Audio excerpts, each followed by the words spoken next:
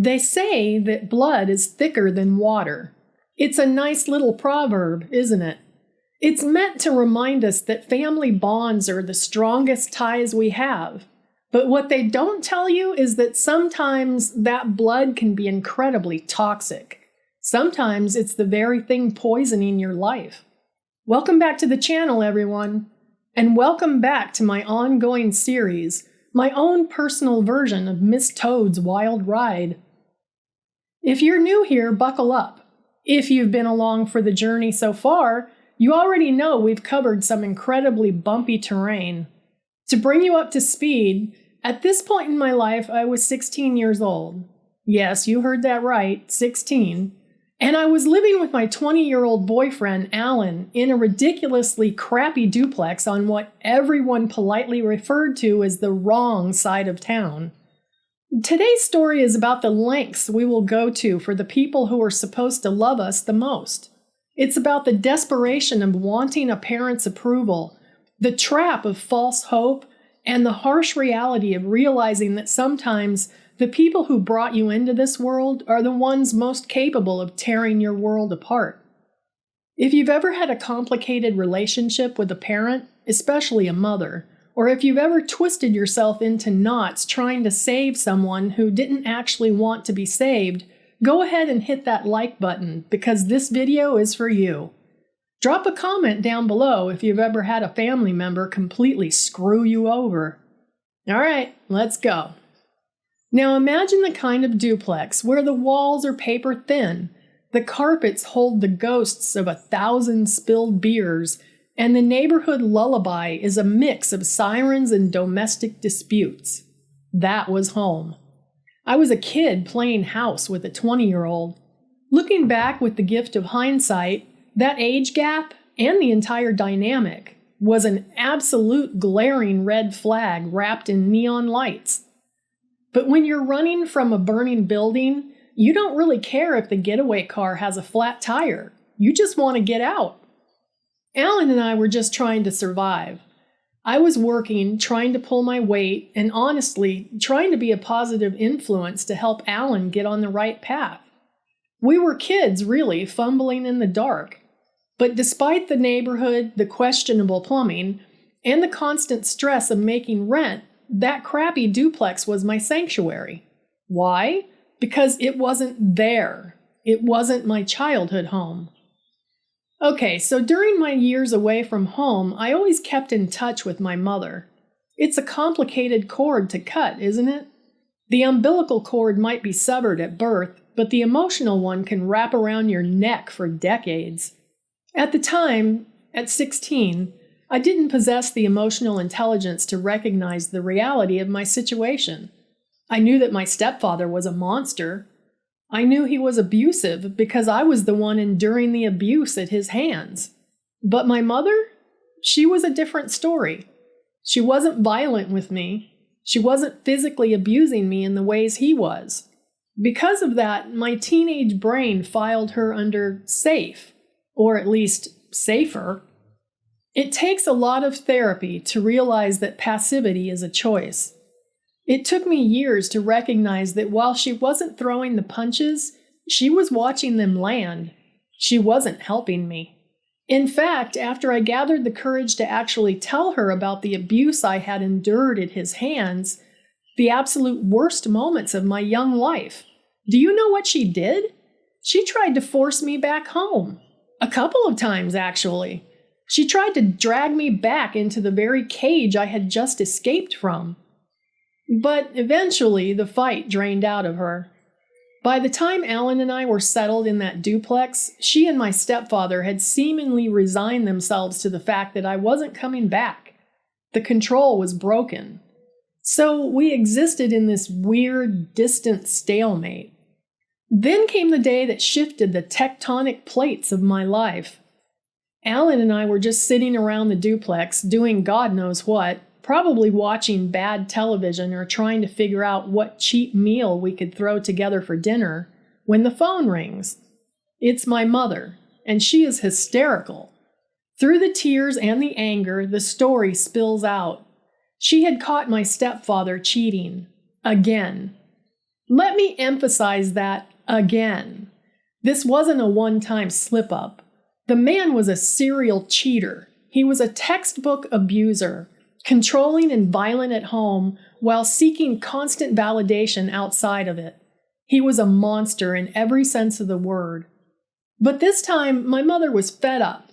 She was crying, she was furious, and she said the magic words I had been waiting to hear my entire life. I'm leaving him.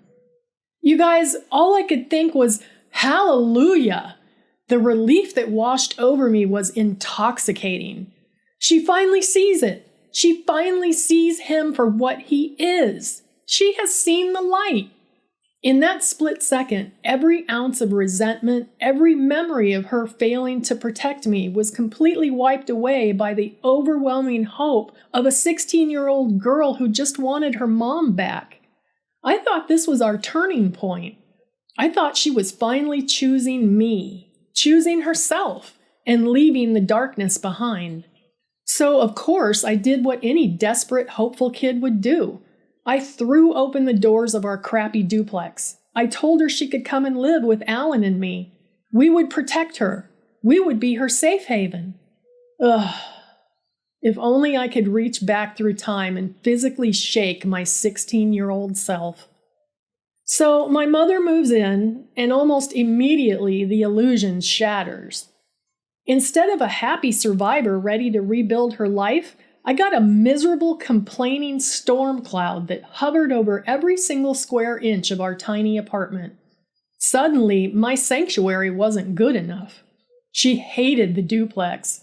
She complained about the neighborhood, the noise, the smell, the layout. Nothing was right. But it wasn't just the physical space she hated. She turned her judgment on us. She constantly criticized our lifestyle, the way we lived, the things we did, the fact that we were struggling. It was exhausting. Imagine working your tail off as a teenager, trying to support yourself and keep your partner on the straight and narrow, and opening your home to your mother who is fleeing your abuser only to be met with relentless disdain. The tension in that small duplex became thick enough to cut with a knife. Alan was stressed. I was stressed. But underneath the stress, I was terrified. I was terrified she was going to leave. I was so desperate for her to stay away from my stepfather, so desperate to finally have a relationship with her, that I completely abandoned my own boundaries. We started twisting ourselves into knots trying to make her happy. We tiptoed around our own home. We tried to cater to her moods. We tried to apologize for our lifestyle when we had absolutely nothing to apologize for. And then she dropped the ultimate bait. She told us that if we lived somewhere nicer, somewhere she liked, she would be happier. She said that if we found a better apartment, she would pitch in. She would help pay the rent. We could all live together peacefully in a place that didn't make her miserable. Now, I want to pause here. If you are watching this and you have a manipulator in your life, I want you to recognize this tactic. It's the carrot on the stick. I will love you. I will be happy. I will treat you right. If you just do this one massive life-altering thing for me. And because I was a traumatized teenager starved for maternal affection, I took the bait, hook, line, and sinker. Alan and I went into overdrive. We scoured the classifieds. We drove around better neighborhoods. And eventually we found it. A beautiful, clean, spacious apartment that was light years away from the crappy duplex.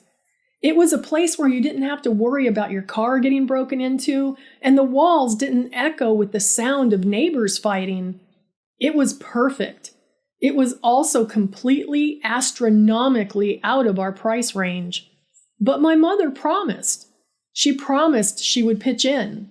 She promised this was the fresh start we all needed. So Alan and I did the scary thing.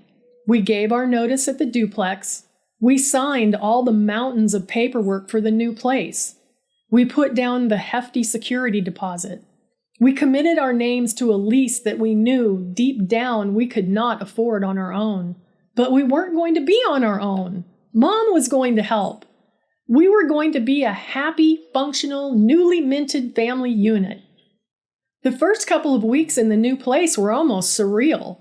It felt like we had made it, but the honeymoon phase of our new living situation had an expiration date, and that date came exactly 2 months later. 2 months. That's all it took. 60 days of us stretching our finances to the absolute limit, buying into the delusion that we had saved my mother from her abuser. And then she dropped the bomb. She was leaving. And she wasn't just leaving the apartment to go get her own place. She was going back to him. She was going back to the serial cheater. She was going back to the man who had violently abused her child. I don't think I can adequately put into words the level of devastation that hit me in that moment. It wasn't just anger. It was a profound, soul-crushing grief. She looked at the life she had with him, the abuse, the cheating, the lies, and she looked at the safe, beautiful home her 16-year-old daughter had literally gone into debt to provide for her, and she chose him. She packed her bags, walked out the door, and went right back into the arms of the monster. Needless to say, our relationship was never ever the same after that day. You can only be shown so many times that you do not matter before you finally believe it. But I didn't have the luxury of just sitting around and grieving the loss of a mother I never really had, because Alan and I were now sitting in an apartment that cost way more than we made, with my mother's promised financial contribution walking out the door in her purse. She totally, completely, and utterly screwed us over. Survival mode kicked in, but this time the difficulty setting was maxed out. Alan and I panicked. We scrambled. We both picked up extra hours. We squeezed every penny until it screamed. We ate garbage. We didn't buy a single luxury. And we fought like hell to keep a roof over our heads. For 6 grueling months, we managed to tread water, but the tide was just too high. You cannot outwork a mathematical impossibility when you're making minimum wage. Eventually, the inevitable happened. We couldn't do it anymore. We had to break the lease. We had to move out.